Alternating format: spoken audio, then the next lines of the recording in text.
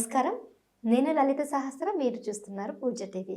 అయ్యప్ప దీక్షల గురించి, అయ్యప్ప కథ గురించి, అలాగే అయ్యప్ప చరిత్ర గురించి మనం మాట్లాడుకుంటున్నాం కదా! ఈ విషయాలు తెలియజేయడానికి ప్రస్తుతం మనతో పాటు ఉన్నారు ప్రముఖ జ్యోతిర్విద్వాన్, జ్యోతిష్యరత్న, జ్యోతిష్ వాస్తు పండితులైన పండిట్ వంశీ భట్టాచార్య గురువుగారు. గురువుగారిని అడిగి ఈ విషయాలు తెలుసుకుందాం. నమస్కారం గురుగారు. నమస్కారం. గురువుగారు, అయితే మీరు ఇంతకుముందు చెప్పినట్టుగా ఈ అయ్యప్ప జననం ఇదంతా కూడా కృతయుగం అంటున్నారు. ఇదేమో కలియుగం. 18 లక్షల క్రితం గురించి చెప్తున్నారు. అంటే నాకు మామూలుగానే ఏం అర్థం కావట్లేదు. ఇంకా మిగిలిన వాళ్ళకి ఎలా అర్థం చేసుకోవాలి? దీన్ని అసలు ఎలా అన్వయించాలంటారు? మంచి ప్రశ్న. నిజం చెప్పాలంటే ఈ రోజుల్లో ఇలా క్షుణ్ణంగా అడిగి తెలుసుకోవడమే నిజంగా అపోహలకు దారితీయకుండా ఉంటుంది.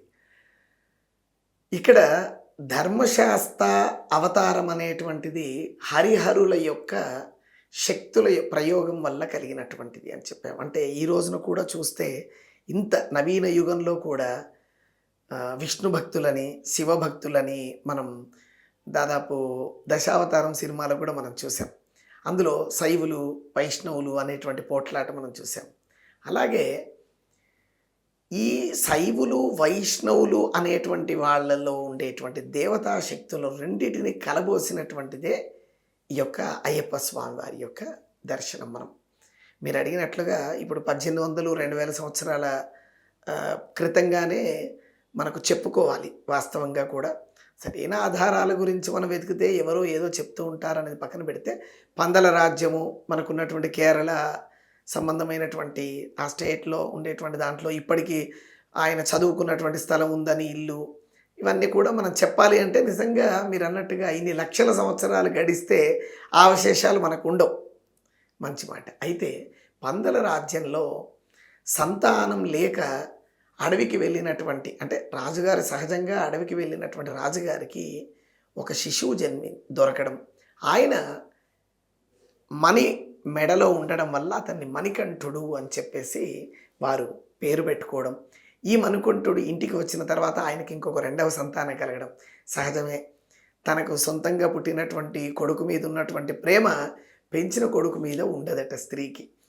మనకి ఇటీవల వచ్చినటువంటి సినిమాలో కూడా ఒక దాంట్లో కనపడింది, మహేష్ బాబు కాదు అనుకుంటా, అలా వైకుంఠపురంలో వచ్చే దాంట్లో కూడా కనపడుతుంది. నిజంగా సహజమైన కొన్ని విషయాలు తప్పుకోవద్దు. ఆ స్త్రీలని నిందించినట్టు కూడా కాదు, వాళ్ళ ప్రేమ అలాంటిదని చెప్పుకోవాలి. అయితే మంత్రిని వాళ్ళు చెప్పడంతో మంత్రి గారు ఇచ్చినటువంటి ఐడియాలజీతోటి ఈయనను అడవికి పంపించాలి అని చెప్పి ప్రయత్నం చేస్తారు. ఈయన అడవికి బయలుదేరిన తర్వాత, అక్కడికి వెళ్ళిన తర్వాత పులిపాలు తీసుకొని రావాలి అని చెప్పేసి అన్నప్పుడు, ఎలాగో పులులు తినేస్తాయి, దాంతో ఈ క్రూర అడవి గనక ఇబ్బంది లేదు, అది ఫలానా పులి అని చెప్పేసి కూడా ప్రత్యేకంగా చెప్పడం జరిగింది. అయితే అంత దగ్గరికి వెళ్ళేసరికల్లా అక్కడ మనకి ఎంతోమంది యతీశ్వరులు ఉంటారు. అందులో ఇంకా కాలక్రమంలో నమ్మగలిగిన వాళ్లకు యతులు ఇంకా కూడా ఈ భూమి మీద నివసించి ఉన్నారు. అది దర్శించినటువంటి వాళ్ళు చెప్తున్నటువంటి మాటలు.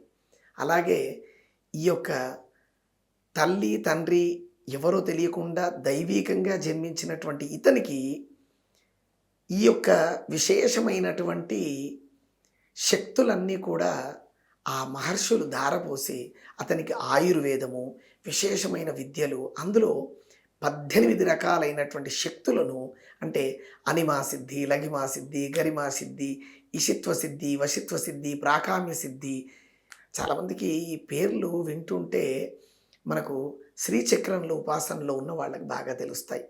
వాళ్ళు రివీల్ చేయవలసిన అవసరం ఉంది. ఇవి చాలా గోప్యంగా పెట్టి ఎవరికి అర్థం కాకుండా ఆ 18 మెట్లల్లో ఏమున్నాయో తెలియకుండా ఉండే పరిస్థితులు కూడా ఉన్నాయి. నిజానికి మొదటి మెట్టులో ఉండేటువంటిది మొదటిసారి అయ్యప్ప మాల వేసుకున్నటువంటి వారికి ప్రత్యేకంగా చెప్పుకుంటాం. అందులో మొట్టమొదట మనకు కనపడేటువంటి శక్తులు, దివ్యమైనటువంటి అనుభూతిని పొందేటువంటిది అనిమాసిద్ధి. ఇతరులకు తాను కనపడకుండా ఉండేటువంటి శక్తిని అనిమాసిద్ధి అని పిలుస్తారు.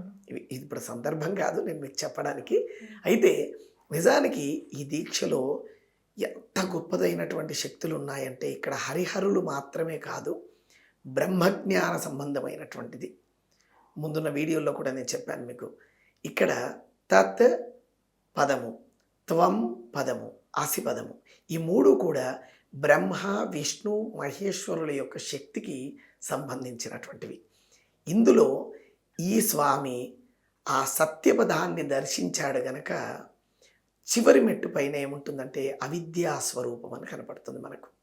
అలా ఈ 18 మెట్ల జ్ఞానాన్ని ఆయన పొందాడు గనక అతనికి నేర్చుకున్న విషయం ఏమిటి అంటే అవతలి వాళ్ళతో ప్లీజింగ్ నేచర్లో మనం ఎలా ఉండాలంటే అయ్యా అప్ప అనేటువంటిది వాళ్ళ స్థానంలో వారికి జన్మించినటువంటి ఈయన దీన్ని ఆనాడు రాముడు దర్శించినటువంటి సందర్భంలో శబరి పీఠంలో, ఆ శబరి పీఠంలో పైన ఉండేటువంటిది ఎవరయ్యా అంటే మనకు ఆ యొక్క సత్యపదము అనేటువంటిది ఈ భూమి మీద ఫస్ట్ డివైన్ ప్లేస్ అని చెప్పేసి వరల్డ్ మొత్తానికి చెప్పే ప్లేసు ఆ ధర్మస్థానం. దాని గురించి నేను మరొక వీడియోలో విపులంగా చెప్తాను. తప్పకుండా గురుగారు, ధన్యవాదాలు.